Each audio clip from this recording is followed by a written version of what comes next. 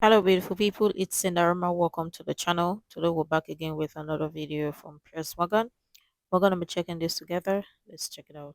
So, Cenk, I mean, many people saying if you carry on down the road you're going in the last few weeks, you will be a fully fledged member of MAGA before we know it.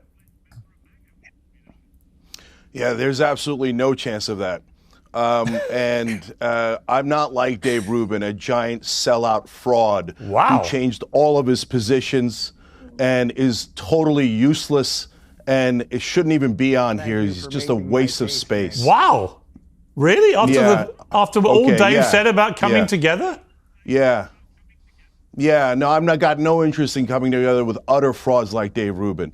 So, brother, you telling me that when you were on the Young Turks, you were Mr. Progressive and you agreed with us 100%. Now, all of a sudden, you agree with Trump 100%. You're not saying something nuanced like we are. Hey, you know, when the guy gets shot at and he puts his fist up, that's courageous. When he does the McDonald's photo op and it works fine, no problem, right? If he wants to cut the Pentagon, great. Those are progressive positions. Anti-corruption, progressive position. Anti-war, progressive position. But you change all of your ideology overnight and you expect us to believe that that's real?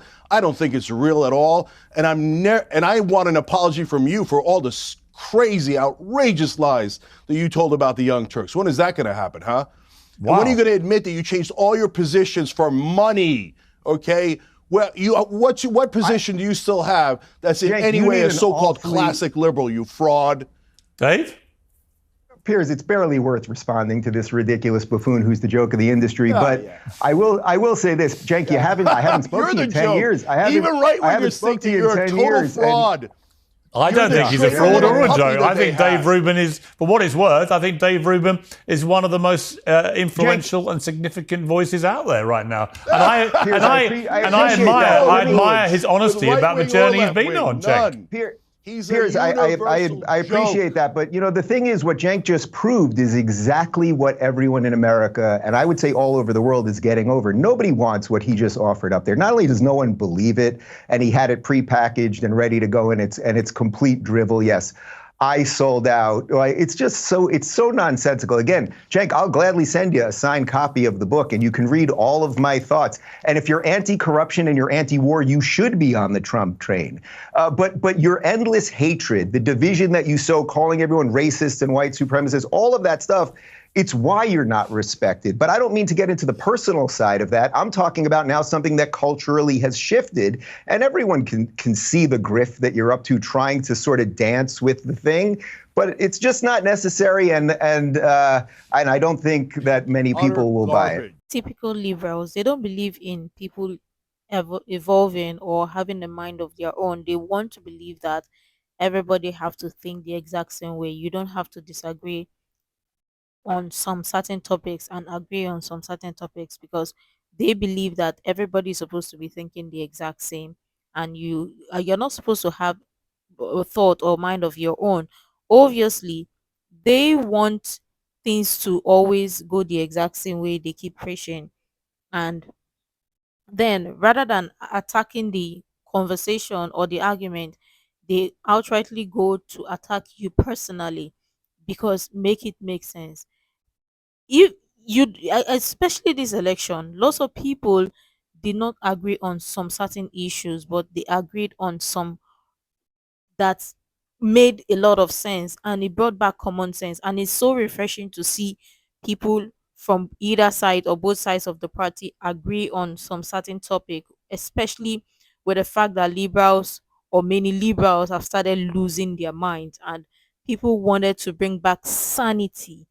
I don't think that is too much to ask for common sense to be brought back into the society. But again, when they see that you started to think freely for yourself, or you're starting to think freely for yourself, then they come after you or they attack you. Is not helping.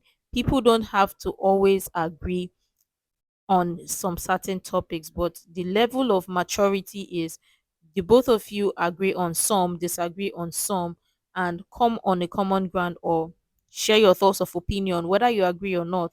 and go your separate ways. But let me know what you think. Well, Cenk, let me put to you, Cenk, something that Laura. Hang on, Cenk, hang on. Cenk, hang on. I'm gonna read you something just to see your reaction. But Laura Loomer called you out on X, as you know, and she said this: "You are the radical left, Cenk Uygur. You're a con artist and an opportunistic grifter who's gotten rich off demonizing President Trump, calling his supporters fascists and Nazis, promoting open borders, glorifying Hamas, and pushing conspiracy theories about Trump for 9 years. If you want forgiveness, get on your filthy knees and pray to Allah, because you aren't welcome on the right and you aren't ever going to find a redemption arc no matter how hard you pander." And she goes on and on. I'm going to keep calling you out every time you try to move an inch closer to many on the right, because you're too dense and too dumb, because they're too dense and too dumb to decode your subversion, but I'm not. So look, there are lots of people on the right who think that you're on some great move here to, as she puts it, wiggle your way into the middle and over to the right, so you can then poison MAGA with your, as she puts it, subhuman political takes. Your thoughts? Yeah. Okay, so look, this is, people like Laura Loomer and Dave Rubin are the exact problem. And I think actually somebody else on this panel was part of the solution. That's Dave Smith. And I want to come back to that in a second. So when you have people like Dave Rubin switch all of their positions, what happens is when you go to do nuance and you say, hey guys, hold on, let me explain. Hold on. Yeah. Hey, go pleasure Trump again. Go pleasure Trump again. Do you know that he goes from Bernie to Trump and pretends. Come on, brother. Come on, brother. I tell people what I believe in. What do you believe in? You believed in something yesterday. You don't believe in anything today. Yeah, what position? What position do you think I hold that I don't honestly believe? Can I answer the question? Yeah. Can I answer the question? Can I answer Trump? Yeah, what position do I say that I believe that I don't really believe? Go ahead. Brother, you went on Fox News with Tucker Carlson. You went on Tucker Carlson on Fox News and said gay people, that the fact that the fire department was recruiting gay people was why there was forest fires. You're a national embarrassment, okay? Right. You pleasure those guys for a living. You can pull up the clip tomorrow if you want. Okay? I was talking about diversity, equity, and inclusion, that you shouldn't hire people based on their genitals or their sexual orientation. And we now all know that. You have been one of the prime pushers of all of this neo-racism. I believe in meritocracy, that whether you're going to be a doctor or a firefighter or a basketball player or anything else, you should be hired on your qualifications, not your genitals or sexual orientation or skin color. Yeah. That's actually America. So you can keep trying here. You see, the problem with the left and liberals is if you both disagree on some certain topics, then they name you to be sellout or whatever, because they don't believe in disagreement. They believe that everybody's supposed to think the exact same, think alike, because make it make sense. If everybody are supposed to, or everybody's supposed to have the exact same thoughts or they think alike, then something is wrong somewhere, because everybody is supposed to have their thoughts of opinion regardless, and people are not bound to always agree with what is being shared, because there are some things that you would listen to that make sense and there are some that don't make sense. And the problem with the left is they don't believe in disagreement. They don't believe that you're supposed to think freely for yourselves. That is their problem. Don't get me wrong, even in the with conservatives or in the right, everybody don't have to agree on the exact same topic, but the essence is we understand or we hear from your side and want to know why you think like that. That is the way people are supposed to think, because everybody have got their thoughts of opinion and people think differently based on the current circumstances. And again, people evolve. So just because you believe in something some couple of days ago or weeks ago doesn't mean your thoughts or views cannot change, because people experience things differently and people change their thoughts or views based on the circumstances, situation, environment they find themselves in, and interactions they have with people and viewpoints they share with people as well. But the left don't believe in freedom of thoughts, or that you can evolve. Why is that? I really want to know. Yeah, Cenk, finish your point, and then I'll go to Dave Smith. Listen, yes. when this country desperately needs to unite against the establishment on things we all agree on. So things like all the populists hate corruption. All the populists hate war. By the way, Dave doesn't. Dave will demand that we start every war for Israel and pay for all of Israel's war. So he's been establishment on that all along. But when you go to say, hey, can we get an agreement on things that we agree on? The left pushes back because they're so afraid. They got traumatized by the Dave Rubins in the world.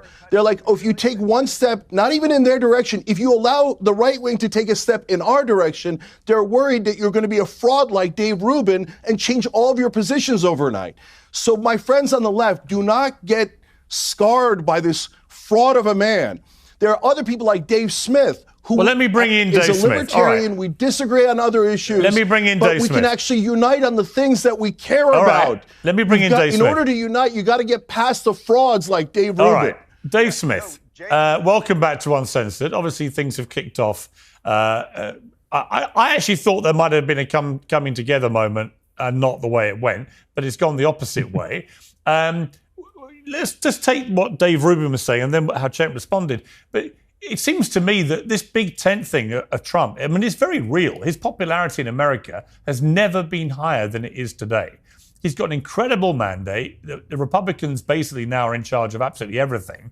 You've got everyone who formally distanced themselves in 2016 racing down to Mar-a-Lago to kiss the ring and so on. I mean, it's a real opportunity, but it's undeniably an extraordinary coming together of people from all types of political views and so on, isn't it? Yeah, absolutely. And let me just say, for the record, that I like both Dave and Cenk. So do I. I agree. Cenk did work in a compliment toward me, and Dave, you weren't able to do that, so I'm going to be on Cenk's side on this issue now. Dave, you and I have some differences. I've never gone after you. I like you, absolutely.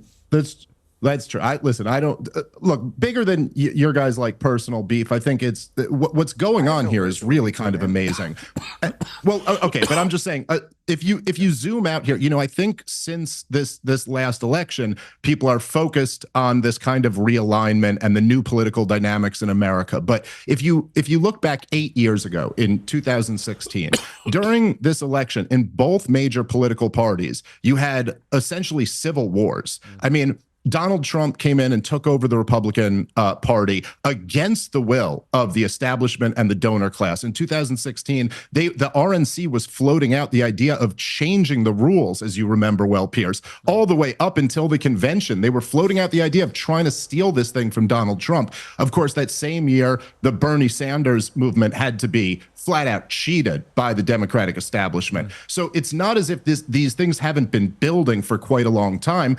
I think what happened in this election is that the thing that unified people around Trump was one, like Dave, you know, like you said, me and you disagree on a lot of issues. I think a lot of people who ended up supporting Trump disagree on a lot of issues. The one thing that united all of us is that we opposed the blatant corruption of the establishment and the corporate media apparatus, which is nothing more than the mouthpiece of the regime, constantly in the business of lying to the American people in service of the regime. And this is what so this is how you're able to get someone, a liberal like Bobby Kennedy and a liberal like Tulsi Gabbard and somebody like J.D. Vance or somebody like Vivek Ramaswamy, why they can all come together is that they all oppose the corruption that permeates D.C. that has truly, profoundly degraded this country over the last 25 years. And I think that there's just with that basic understanding, there's a lot that people, even with very different political views, can agree on. Exactly. Regardless of the political views, people can still agree on something. And this is the difference, or this is what this Trump's election or Trump's winning showed lots of people, because lots of people actually decided to put political differences aside and realize or come on a common ground to understand that there are some things that are not making sense, and they had a wake-up call. And obviously it was an eye-opener for lots of people. And what I understand is lots of people put so much or invest so much time in politics and ignore sometimes the social issue. Sometimes putting your political differences aside and take a deeper look to the social issue, the socio-economic issue on ground, and understand that something, or understand if something is going wrong. And this is the difference, or this is what the Trump election or Trump's victory showed lots of people, and it's not a bad thing. Sometimes people get way too invested in their political differences and they fail to understand where or what others are saying on the social ground. But again, typical liberals always get unhinged when they don't agree with somebody, or somebody evolve and don't share the exact same views as them. It's not helping, it doesn't help the society. Regardless, we need to come together, stick together, unite together, or unite and understand our differences and still coexist. But I really love your thoughts and your contribution in the comments below. What do you think about this topic?